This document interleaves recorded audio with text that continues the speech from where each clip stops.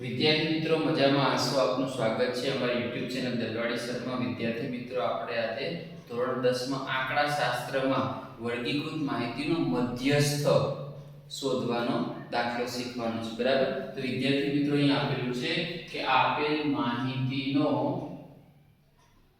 મધ્યસ્થ શોધો. તો વિદ્યાર્થી મિત્રો જ્યારે મધ્યસ્થ શોધવાનો હોય ને ત્યારે વર્ગ આવૃત્તિ જેને f કહેવાય, પછી તમારે ત્રીજું ખાનું બનાવવાનું છે સંચય આવૃત્તિનું, અને એને વિદ્યાર્થી મિત્રો તમારે CF કહેવાનું છે. હવે સંચય આવૃત્તિ કેવી રીતે શોધાય? તો સૌથી પહેલા જે આવૃત્તિ હોય ને 6 હે ને એ જ આવૃત્તિ સંચય આવૃત્તિમાં લખી નાખવાની. પહેલી આવૃત્તિ એની એમ સંચય આવૃત્તિમાં લખવાની. હવે એ ક્રોસમાં સરવાળો કરવાનો. 6 ની અંદર 11 ઉમેરો તો 17, 17 માં 21 ઉમેરો તો 38, એમાં 23 ઉમેરો તો 61, એમાં 14 ઉમેરો તો 75, અને 75 માં 5 ઉમેરો તો 80. તો વિદ્યાર્થી મિત્રો અહીંયા જે સરવાળો થાય ને એ જ સરવાળો અહીંયા થઈ જતો હોય. ચેક કરી લેવાનું એટલે આપણને ખ્યાલ આવે કે અહીંયા કે ભૂલ નથી ને. તો 6 ને 1 7 ને 8 ને 3 11 4 15 ને 5 20 ની 0 વધી પડી 2 2 ને 3 ને 5 ને 7 ને 1 8, એટલે કે n બરાબર કેટલા છે? 80. વિદ્યાર્થી મિત્રો જો આપણે બહુલક શોધવાનો હોત ને તો આ બે ખાન જ બનાવે, ત્રીજું બનાવવાનું જ ના આવે. અને એમાં શું કરે તો કે મહત્તમ આવૃત્તિની સામે f1, પછી ઉપર f0 f2 ને એમ કઈ દાખલો પડે. પણ મધ્યસ્થ વાળા દાખલામાં તમારે આવૃત્તિની બાજુમાં સંચય આવૃત્તિનું ખાનું બનાવવું પડે. એ બહુલકમાં શું કરતા હતા તો કે મહત્તમ આવૃત્તિની સામે જે હોય ને એ આપણે બહુલક વર્ગ ગણાય. આમાં વિદ્યાર્થી મિત્રો તમારે મધ્યસ્થ વર્ગ શોધવા માટે શું કરવાનું છે તો કે તમારે n ભાગ્યા 2 કરવાના છે. n ભાગ્યા 2 તો 80 ભાગ્યા 2 તો કેટલા થશે? 40. તો વિદ્યાર્થી મિત્રો સંચય આવૃત્તિના ખાનામાં જુઓ 40 પછીની તરતની આવૃત્તિ કઈ છે? તો 6 17 38. બરાબર? 38 ને પછી 40 પછી તરતની કઈ છે? 61. ટૂંકમાં કહેવાનું નથી એટલે કે 40 અહીંયા કયામાં આવે તો 6 સુધીમાં ના આવે, 17 માં ના આવે, 38 માં ના આવે, 61 સુધીની અંદર આવી જાય. તો વિદ્યાર્થી મિત્રો આ 35 થી 45 જે છે એ આપણું શું ગણાશે? મધ્યસ્થ વર્ગ ગણાશે. કયો ગણાશે વિદ્યાર્થી મિત્રો? મધ્યસ્થ વર્ગ 35 થી 45. હવે l નક્કી કરવા માટે આપણે બહુલકમાં જોઈ ગયા કે અહીંયા 35 હોય અને ઉપરના વર્ગમાં ઉર્ધ્વ સીમા 35 હોય તો આપણો l કેટલો આવશે? 35.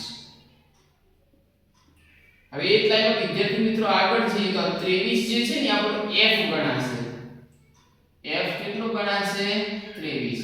પણ ખાસ ધ્યાન રાખજો વિદ્યાર્થી મિત્રો, આપણે આજે મધ્યસ્થ વર્ગ માટેની લાઈન કરી છે ને, હવે CF માટે એ લાઈનમાં નહીં, એની ઉપર જે હોય એ આપણે CF લેવાનો છે.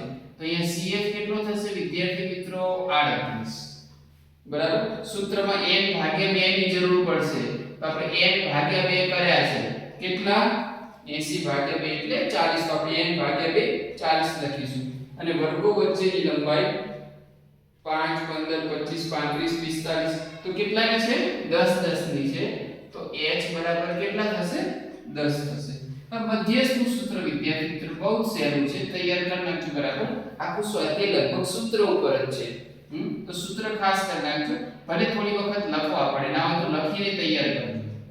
l n ભાગ્યા 2 cf છેદમાં f ગુણ્યા h. આ સૂત્ર છે તમારે તૈયાર કરી નાખવાનું.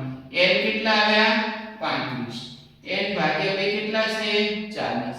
cf કેટલા આવ્યા? 38. f કેટલા છે? 23. અને લંબાઈ વર્ગ લંબાઈ વિદ્યાર્થી મિત્રો કેટલાની છે? 10 10 ની. બરાબર? હવે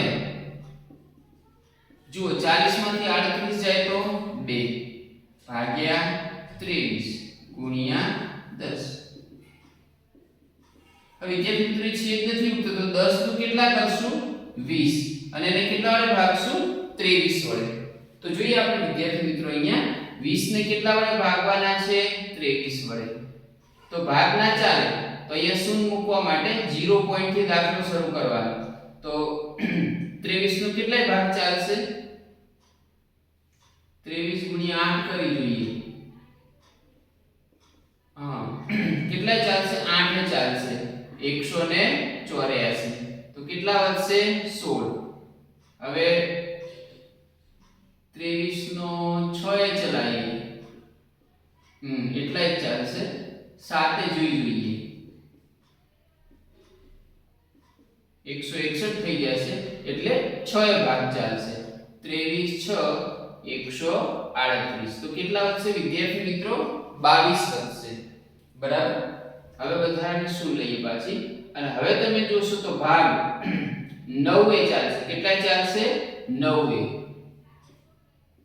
9 3 27 નો 7 વધી પડે 9 2 18 ને 2 20 207 બરાબર 13 વધશે પણ આપણે તો ખાસ શું જોવાનું હતું કે ત્રીજો આંકડો જો 5 કે 5 થી મોટો હોય તો આમાં એક વધારે લઈએ તો આ 9 જવાબ આવ્યો તો અહીંયા 86 ને કેટલા થઈ જશે 87 તો 35 0.87 તો વિદ્યાર્થી મિત્રો પૂર્ણાંકમાં કશું છે નહીં તો 35 માં 0 ઉમેરીએ તો કેટલા થશે 35 અને પાછળ કેટલા લખી નાખશું 87 તો જોલો વિદ્યાર્થી મિત્રો એકદમ સહેલો દાખલો છે તો આવી બીજી તમે રકમો લઈ અને મેં જે પ્રમાણે તમને સમજાવ્યું એ પ્રમાણે તમે ગણશો દાખલા તો આ રીતે તમને ચોક્કસ આવડી જશે 5-7 દાખલા તો કાફી છે ગણવા માટે એ ગણો એટલે તરત આવડી જાય ઓકે